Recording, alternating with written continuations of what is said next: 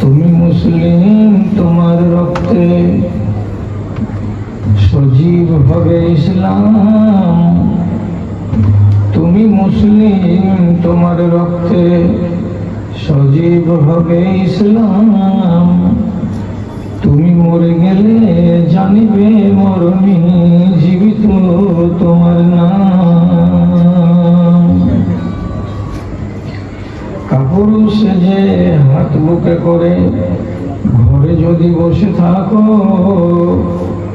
খোদার দুনিয়া কাঁদিয়া মরিবে, কিছু জয় হবে না গো, কিছু জয় হবে না গো। মনে বল করে উঠায় ধরো ফৌলাদি দুটি হাত। মনে বল করে উঠায় ধরো ফৌলাদি দুটি হাত। প্রতিজ্ঞা মতে স্বয়ং স্রষ্টা রহিবেন তোমার সাথ গো, রহিবেন তোমার সাথ।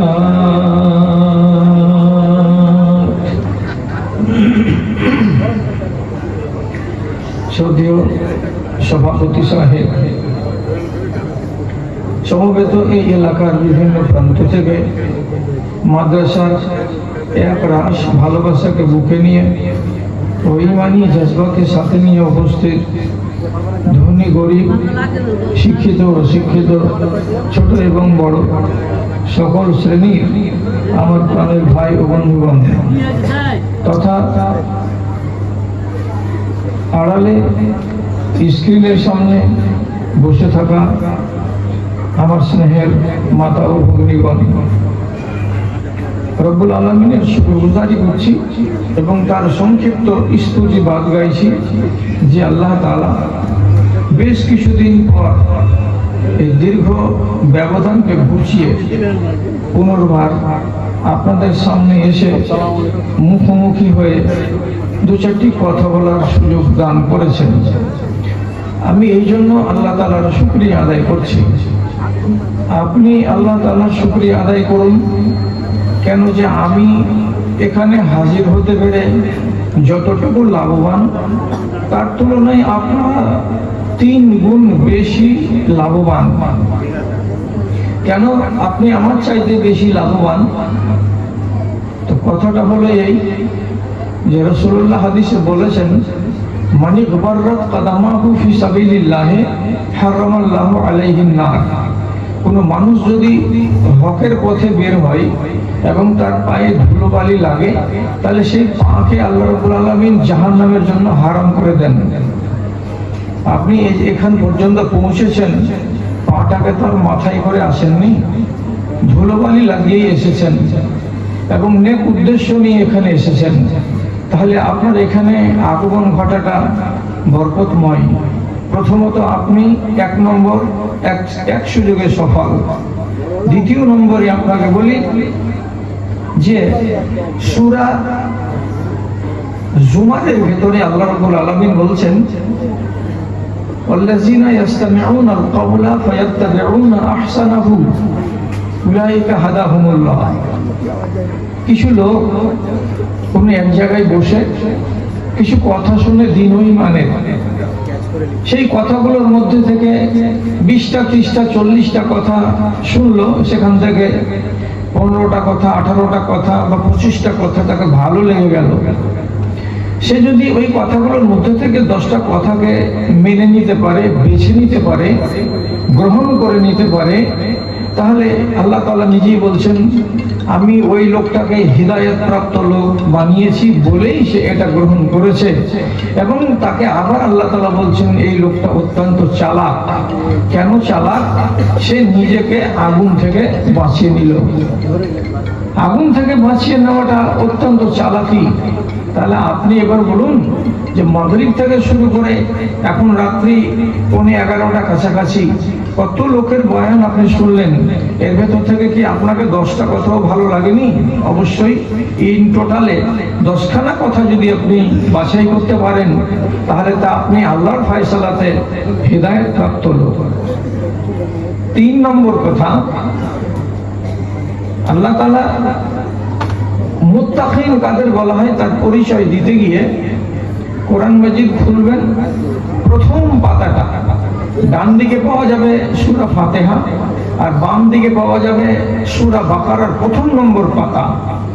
সেই সূরা বাকারার প্রথম নম্বর পাতাতে রব্বুল আলামিন বলছেন মুত্তাকি কারা, পরেজগার কারা, দিনদার কারা।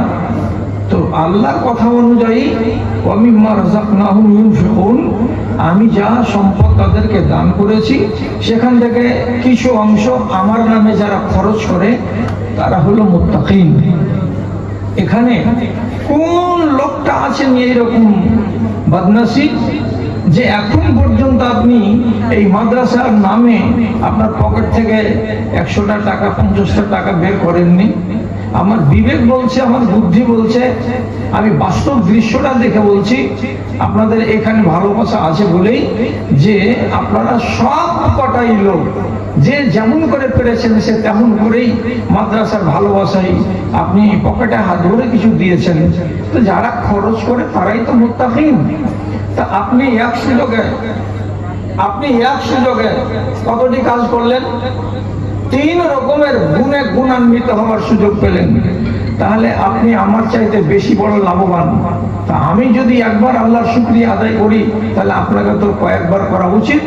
আপাতত আমরা উভয় পক্ষ একবার করে আল্লাহ রাব্বুল আলামিনের শুকরগুজারি করি, নামাজ হালালি করি, মুহাব্বতের সাথে যদি ঠোঁটটাকে নাড়িয়ে একবার বলেন আলহামদুলিল্লাহ। তারপরে তার আখিরি রাসূল রাহমাতুল আলামিন জনাবে মুহাম্মদুর রাসূলুল্লাহ সাল্লাল্লাহু আলাইহি ওয়াসাল্লামের উপর শত সহস্র দরুদ ও সালাম বর্ষিত হোক। আল্লাহুম্মা সাল্লি আলাইহি আল্লাহুম্মা বারিক আলাইহি। ভাইজানেরা, আমার উপরে কাউরি যেন কোনো ক্রোধ না থাকে, কোনো রাগ না থাকে। আমি গোড়াতেই বলছি, আমি হলাম 66 বছর বয়সের লোক। আমার বয়সের এত লম্বা সময় ধরে বক্তৃতার ময়দানে কেউ টিকে আছে আপনি পশ্চিমবাংলাতে বের করতে পারবেন না। আমি একটা এখন স্পষ্ট বলছি যে আমি একটা অচল মানুষ, তার উপরেই আপনাদের মহাব্বত টেনে এনেছে।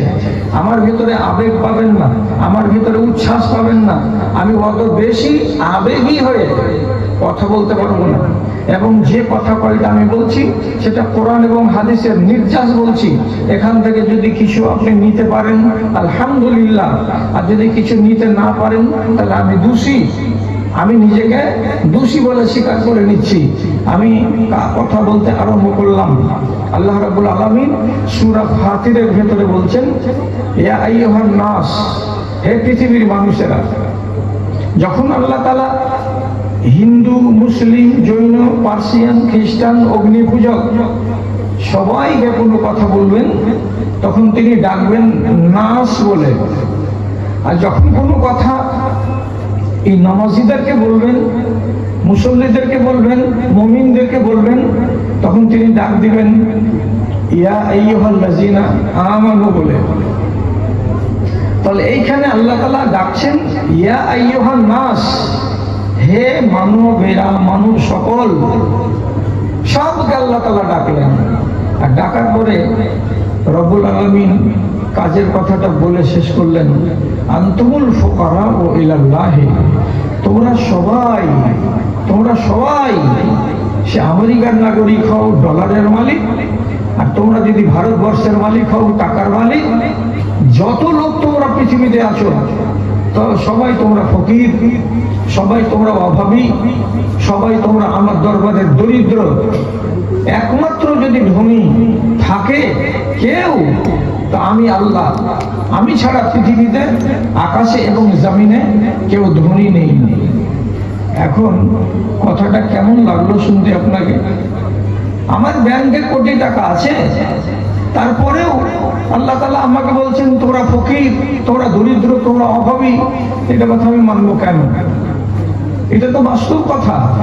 মুর্শিদাবাদে এত বড় বড় লোক আছে, এত কোটি লোক আছে যাদের দামে আর যাদের ফ্যাক্টরির চালে একটা দুটা নয় 50টা 60টা করে দিনী প্রতিষ্ঠানের ছাত্ররা ভাত খাচ্ছে ওদের চাউল থেকে।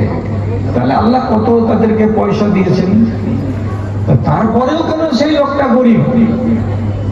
গরিব কেন হলো, অভাবী কেন হলো? আপনার 100টা প্রয়োজনের ভেতরে একটা প্রয়োজন যদি কেউ দুনিয়ার মানুষ মিটাতে না পারে, আর আপনি ওই একটা প্রয়োজনের জন্য যদি আল্লাহ রাব্বুল আলামিনের দ্বারস্থ হন, তাহলে তো প্রমাণ হয়ে গেল যে আপনি ফকির।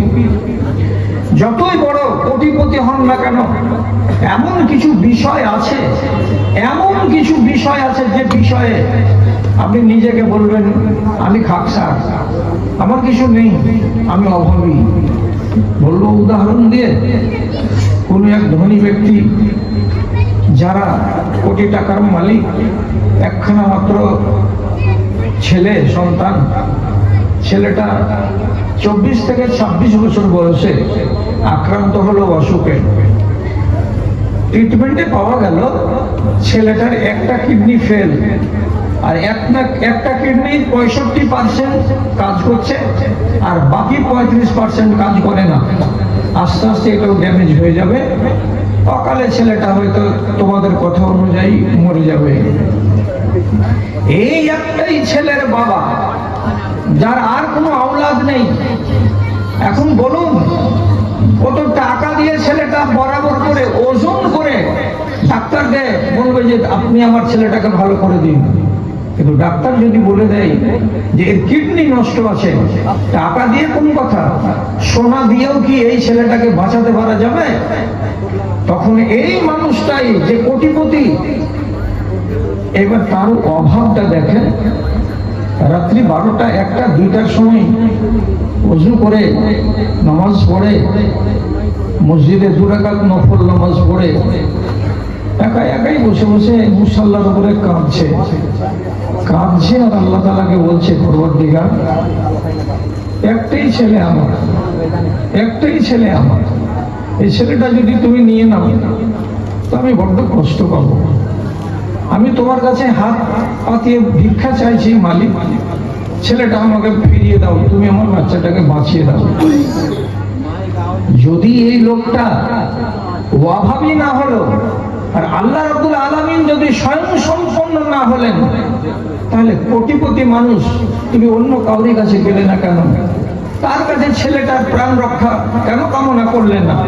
তুমি আল্লাহ রাব্বুল আলামিনের কাছে গিয়ে কামনা করে বলছো, পরওয়ারদিগার, তুমি ছাড়া কেউ এটা করতে পারবে না, তুমি একমাত্র মালিক করে দিতে পারো।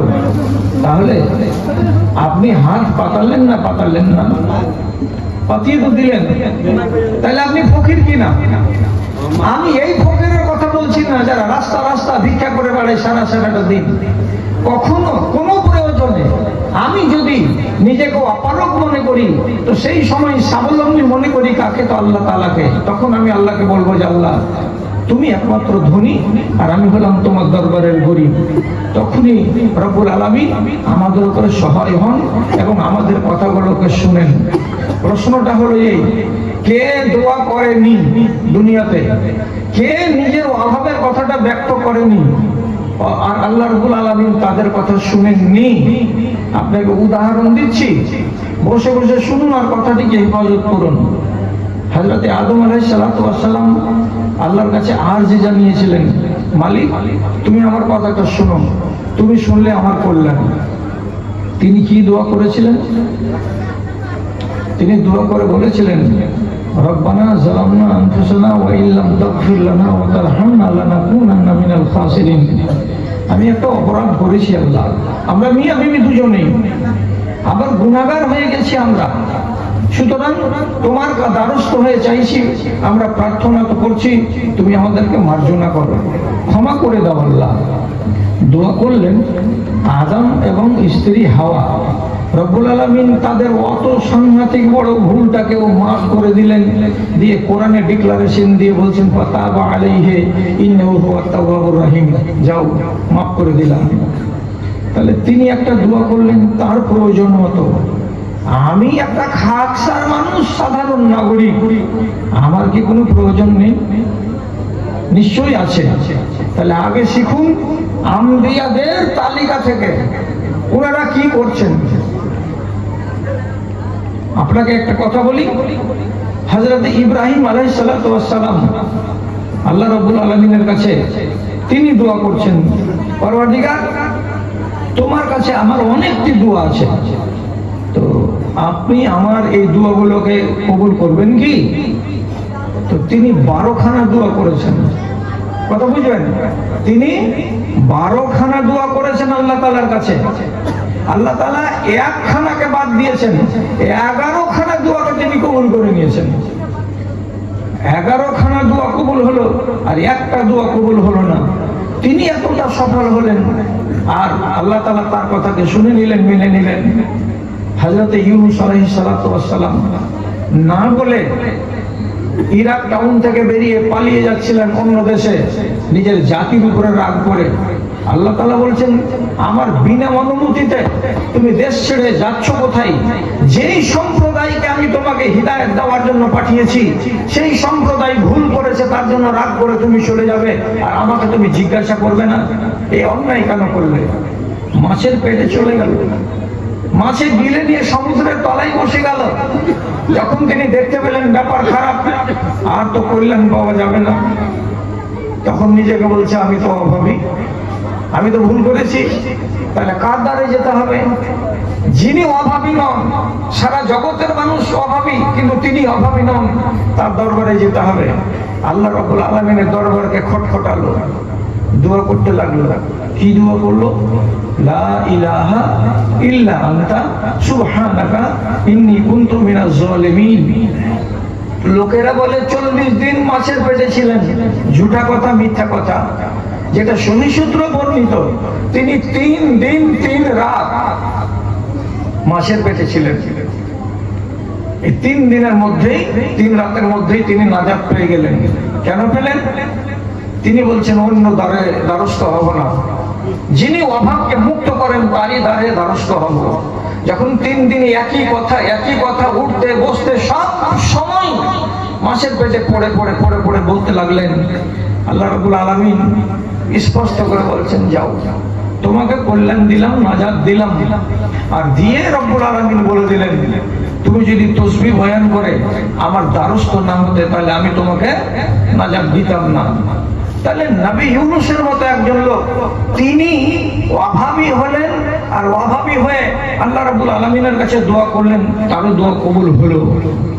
আর একটু দিয়ে আসি, নবী মূসা আলাইহিস সালাতু ওয়াস সালাম ছিলেন একটুখানি তোতলা। এটা আল্লাহ রাব্বুল আলামিনের পক্ষ থেকেই হয়েছে। জুবানে তার ছিল একটু আড়। এই যে আড় আছে জবানে, তিনি যে কাউকে দাওয়াত দিতে যাবেন, তো জুবানে আড় থাকতে গেলে একটু অসুবিধা। তো তিনি বলছেন, এই আল্লাহ, লোকের অভাব ওদের মতো, আমার অভাব আমার মতো, আমি আমার অভাবের কথা তোমাকে বলছি। তো কি তোমার অভাব মূসা? তো নবী মূসা নিজের অভাবটা আল্লাহ তাআলাকে বলছেন কোরআন মাজিদে। দেখুন, রব্বিশ শরহ লি সাদরি ওয়া ইয়াসসির লি আমরি ওয়াহলুল উকদাতাম মিন লিসানি ইয়াফকাহু কওলি। হে আল্লাহ, তুমি আমার অন্তরটাকে খুলে দাও এবং আমার এই ব্যাপারটাকে, অর্থাৎ দাওয়াতের কাজটাকে সরল করে দাও। তারপর আমার জুবানে যে আড় আছে সেই আড়টাকে তুমি দূরীভূত করো, যাতে করে আমার কথা বুঝতে মানুষের কোনো কষ্ট না হয়। মানুষ যেন আমাকে এই কথাটা না বলে যে তোমার মুখের ভাষা বুঝতে পারছি না আমরা, কেন ব্যাড লেগে যাচ্ছে, তোমার মুখের ভাষা স্পষ্ট নয়, এটা যেন আমি না শুনতে পাই। তাহলে তার যেটা অভাব তিনি সেটা ব্যক্ত করলেন তার কাছে। বন্ধুরা, আপনারা তো পিস টিভি অনেক শুনেছেন, আজও শুনতে পান। ডক্টর জাকির নায়েক যখন ভাষণ দেন তখন দেখবেন খুতবা পড়ার পরে উনি করবেন কি, এই আয়াত অবশ্যই পড়বেন। খেয়াল করে দেখবেন আমি মিথ্যা বলিনি আপনাকে। উনি ওয়াজ আরম্ভ করার আগে বলবেন, রব্বিশ শরহ লি সাদরি ওয়া ইয়াসসির লি আমরি ওয়াহলুল উকদাতাম মিন লিসানি ইয়াফকাহু কওলি। ওই মূসা নবীর দোয়া উনি করেন। কেন করেন? আল্লাহ উনাকে এত প্রতিভাধর মানুষ করেছেন বটে, কিন্তু একটুখানি অভাব তার ব্যক্তিত্বের ভেতরে আছে। তা কি? কথা বলতে গেলে ওনার জবানে একটু সামান্যতম আড় আছে। এই আড়টুকুর কারণে উনি দ্বারস্থ হচ্ছেন আল্লাহ রাব্বুল আলামিনের। আল্লাহ, আমার জবান যেন মানুষেরা বুঝতে পারে। তারও কথাটা মুসা নবীর অনুকূলে হচ্ছে, যেহেতু তার অভাব তার মতো, আমার অভাব আমার মতো। 17 বছর ধরে অসুখে পড়ে থাকলেন হযরত আইয়ুব আলাইহিস সালাম। রোগটা ভালো হবে না, বাল বাচ্চা ছেলে মেয়ে আলাউলাদ সব পালিয়ে গেল কাছ থেকে। একটাই মাত্র স্ত্রী, তার নাম তাফসীরের পাতায় লেখা আছে রাহিমা, সেই বিবি পালিয়ে যায়নি। তিনি বলছেন তোমার আল্লাহকে বলো না, একদিন যদি আল্লাহ রাব্বুল আলামিন তোমার উপরে দয়া করে তোমাকে রোগ মুক্তি দেয়। তখন মগজে কথা এলো, মগজে যখন কথা এলো, তো আমি আমার অভাব আল্লাহকে কেন বলবো না? আল্লাহকে বলতে লাগলেন রব্বে আন্নি মাসানিয়া যুরর ওয়া আনতা আরহামুর রাহিমিন। হে আল্লাহ, আমাকে অসুখ ধরেছে, আমার শরীরটা ভালো নেই, আমার শরীরটা কেমন কেমন ভাব, দুর্বল হয়ে গেছে আমার চামড়াগুলো, তুমি আমাকে অসুখ থেকে মুক্তি দাও। যখন এই দোয়াটা উনি করতে লাগলেন, তাহলে তার অভিযোগ বা অভাব তার মতো, ইউনূস নবীর অভাব অভিযোগ তার মতো, মুসা নবীর দরকার বা অভাব তার মতো। যে যেটা কথা বলছে সে কথাটাকে আল্লাহ তাআলার কাছে মানিয়ে নিতে পারছে। আল্লাহ রাব্বুল আলামিন তাকে নাজাত দিলেন, তার শরীরটা ভালো হলো, ধন দৌলত সব কিছু ফিরিয়ে পেল। আচ্ছা, এইগুলো যতগুলো দেখলাম, এইরকম কোন একটা গরজের সাথে আপনাদের কাউরি গরজ মিলে না? কাউরি মিলে না। আদম গুনাহ করেছিলেন, তার জন্য ক্ষমা চাইলেন আল্লাহর কাছে, তিনি মাফ পেয়ে গেলেন। তো আদম আলাইহিস সালামের এই স্বার্থটা বা এই গরজটার সাথে আমাদের কাউরি গরজ মিলে না, যে হ্যাঁ আমি একবার আল্লাহ তাআলাকে বলবো যে আল্লাহ তুমি আমাকে মাফ দাও, যেহেতু আমি গুনাহগার। ওটার সাথে যদি না হয়, আমি একটা কোনো ভুল করে বসেছি, আল্লাহ তোমাকে না বলে এই কাজটা করে বসেছি, তো তুমি আমাকে নাজাত দাও, যেমন ইউনূস নবী দোয়া করলেন। তো এর গরজের সঙ্গে আমাদের কাউরি গরজ মিলে না? মিলে না? না মিলছে? মিলছে। তো তাহলে আমরা কি চুপচাপ বসে আছি? জীবনে কোনোদিনই ওই নবীগুলোকে অনুসরণ করতে যায়নি? তারা যদি কামিয়াব হতে পারলেন, তো আমি কেন কামিয়াব হতে পারবো না? এটা হলো আপনার কাছে আমার জিজ্ঞাসা। ভাইজান, কথাটিকে একটু হেফাজত করুন। এগুলা তো নবীর কথা। আপনারা বলবেন নবীদের কথা আল্লাহ তাআলা তো জীবনে ফেলেন না, তো নবী থেকে নিচে যারা, তাদের কথা বলি। এই কথাগুলো শুনে আপনাকে কেমন লাগে দেখেন তো। হযরত উমর রাদিয়াল্লাহু তাআলা আনহু তিনি দোয়া করছেন আল্লাহ তাআলার কাছে। কি দোয়া করছেন? আল্লাহুম্মা মারযুকনি শাহাদাতান ফি সাবিলিকা ওয়াজআল কবরি ফি বালাদে নবিয়িকা। তিনি কি চাইছেন আল্লাহর কাছে? হে আল্লাহ, তুমি আমাকে তোমার পথে শহীদ করে মরণ দাও, আমি শাহাদাতের মরণ চাই। এক। 2 নম্বর কথা, আমার কবর যেন মদিনাতে হয়, মদিনার মাটিতে আমি কবর নেব, মদিনার মাটির বাইরে যেন আমার কবর না হয়। চিন্তা করেন, শহীদ হয়েও মরবেন আর মদিনাতে আবার কবর নেবেন। বেটি নিজে রাসূলুল্লাহর স্ত্রী হাফসা বলছেন, বাজার আপনার কথা তো ঠিক হচ্ছে না, আপনি মরবেন শহীদ হয়ে, আবার মাটি নেবেন মদিনাতে। যুদ্ধ যদি এখান থেকে 800 মাইল দূরে হয়, তো ওখানে আপনি শহীদ হলেন, আপনার মরা লাশকে যদি মদিনা আনা যায় তো 8 দিন লেগে যাবে, কে আনবে?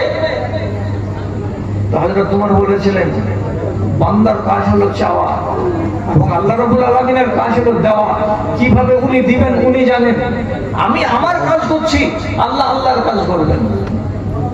আপনি একটু ভেবে দেখেন তো ঘটনাটা কি ঘটলো। উনি যেদিন থেকে এই দোয়াটাকে চালু করলেন, যারা ঐতিহাসিক তারা বলছেন এই দোয়া করার 40-42 দিন পরে হযরত ওমর রাদিয়াল্লাহু তাআলা আনহুকে একটা অগ্নি পূজক গোলাম দাস ফজরের টাইমে ইমামতি করছেন, এমন সময় পিছন দিক থেকে গিয়ে এই জায়গাটাতে বল্লম ভরে দিল, নেজা ভরে দিল, চাকু ভরে দিল, পাকস্থলীকে চিরে দিল। হযরত ওমর নামাজ পড়াতে পারলেন না, ওখান থেকে বেরিয়ে চলে এলেন।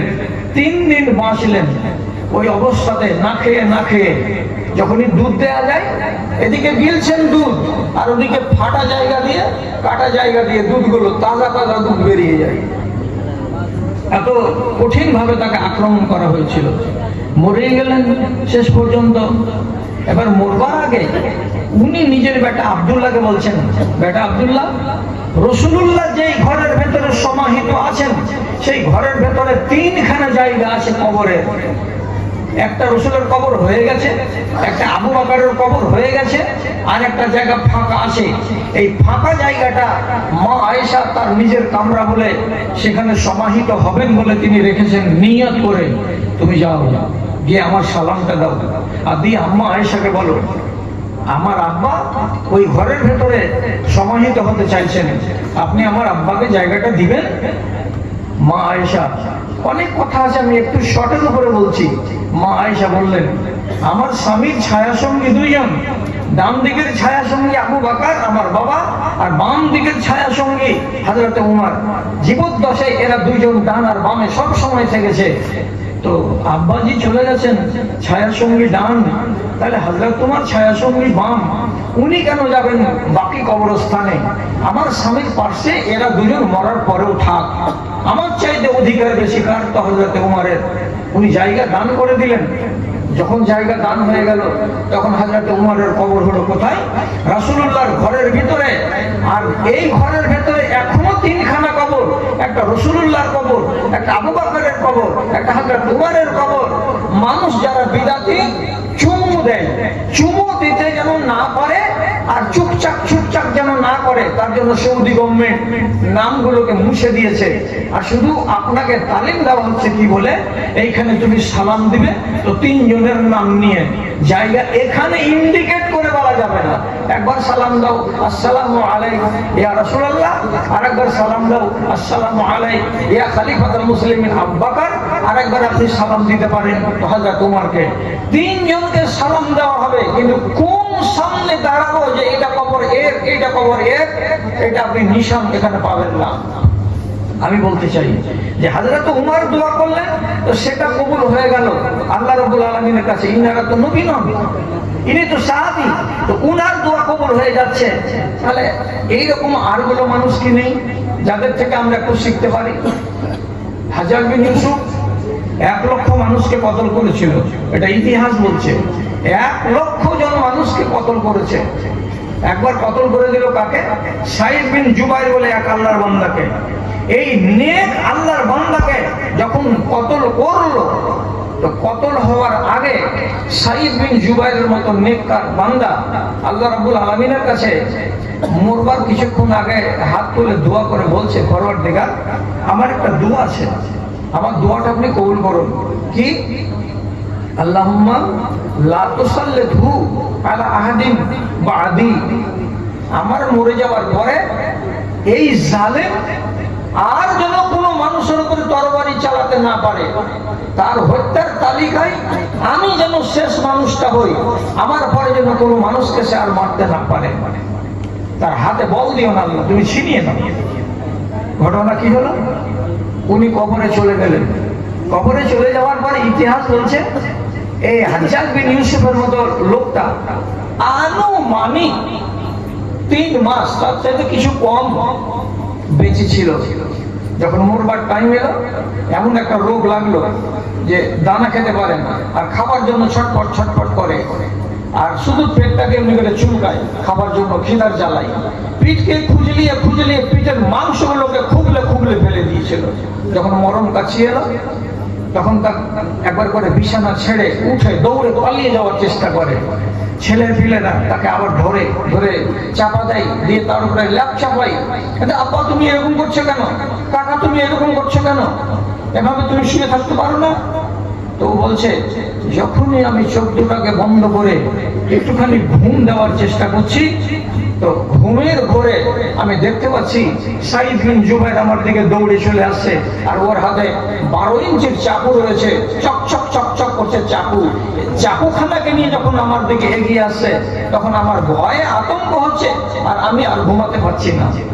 তাহলে এই লোকটা যে দোয়া করে দিল আল্লাহ রাব্বুল আলামিনের কাছে যে পরওয়ারদিগার, যেন জীবন আর কাউকে মারতে না পারে, কত অক্ষরে অক্ষরে মিলে গেল, অন্য কোনো মানুষকে তো মারতে পারলোই না, মরণটা হলো তো মানুষের মতো মরণ হলো না, ওরা মর্মান্তিক মরণ হলো। তাহলে এই লোকটার গরজ কি ছিল? এর মতো ছিল। এর গরজের সাথে আমার যদি গরজ মিলে তাহলে আমি এখান থেকে শিখবো, আর যদি না মিলে তাহলে আমি অন্য গরজের সঙ্গে আমার নিজের গরজটাকে মিলাবো। প্রথম মেহমান হয়েছিলেন নবীজি মদিনাতে কার? আপনারা তো ইমানদার ইসলামী কৃষ্টি কালচারকে মানালো এবং আপনারা শিক্ষিত এলাকার মানুষ। সর্বপ্রথম যে বাড়িতে রাসূলুল্লাহ মেহমানি খেয়েছেন সেই লোকটা ভাগ্যবান লোক, তার নাম হলো আবু আইয়ুব আনসারী। এই মহান ব্যক্তি একজন নাম করা সাহাবী। তিনি কনস্টান্টিনোপলের যুদ্ধে যাচ্ছিলেন। যুদ্ধে যাওয়ার কালে মিলিটারিদের জামাত থেকে একটু পিছে পিছে চলছিলেন। পিছে পিছে চলতে গিয়ে শরীরটা খারাপ হলো। মনে মনে ভেবে বসলেন, মনে হয় আমি যুদ্ধের ময়দানে আর যেতে পারবো না, শরীরটা খারাপ করছে। তিনি নিশ্চিত হয়ে গেলেন যে আমি বাঁচবো না, আর আমি মরেই যাব।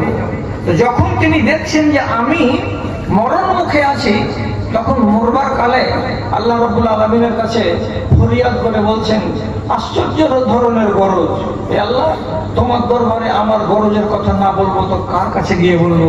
আমি অভাবী মানুষ, আমার অভাবটা তোমাকে বলছি, বলো বলো বলো কি আছে তোমার অভাব?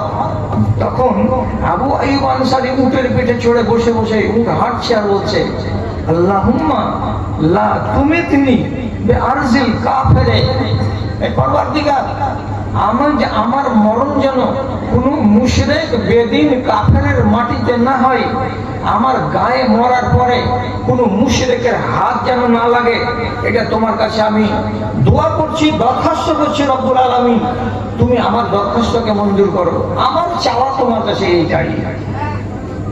যখন জানটা কবজ হলো, নিশ্চিত সেটা হলো কাফেরের এলাকা। উট যদি বসে যায় তাহলে কাফেরেরা এসে তাকে উট থেকে নামাবে।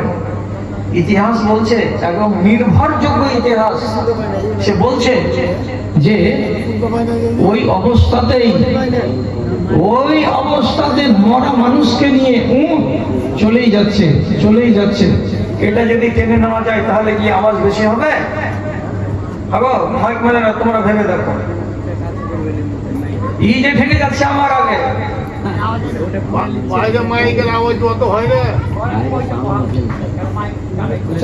এটা খুলে দেখছি, দেখা যাক কি হয়। এতক্ষণ তো সবই ঠিকঠাক চললো, আর আমার বেলাতে গাড়ি খারাপ হলো কেন গো? আচ্ছা, বলছি যে ওই অবস্থায় যদি উট থেমে যায় তাহলে কাফেরেরা তাকে নামাবে। আল্লাহর কুদরত দেখেন, উট থামছে না, মরা আরোহীকে নিয়ে হেঁটেই যাচ্ছে।